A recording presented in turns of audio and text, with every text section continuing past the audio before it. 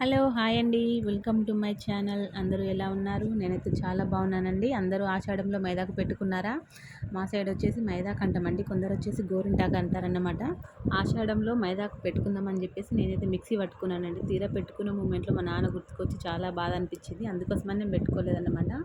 మా ఆపిగాని పెట్టేసి మిగిలిన మైదాకు వచ్చేసి వాళ్ళ హాస్టల్‌లో ఫ్రెండ్స్‌కి తీసుకెళ్ళాను.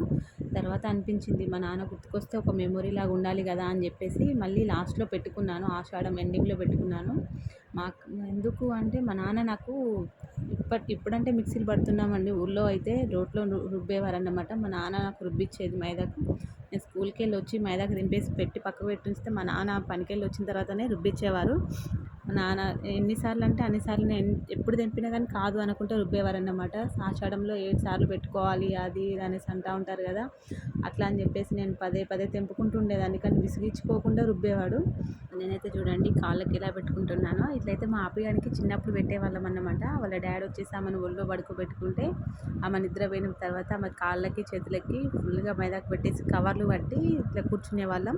తెల్లార్లు లేసిన తర్వాత ఆమె చేతులు చూసుకొని అయితే చాలా హ్యాపీగా ఫీల్ అయ్యేది. నాకైతే మంచిగా అనిపించేదండి. ఈ వీడియో కనుక మీకు నచ్చితే లైక్ చేయండి, షేర్ చేయండి, సబ్స్క్రైబ్ చేయండి.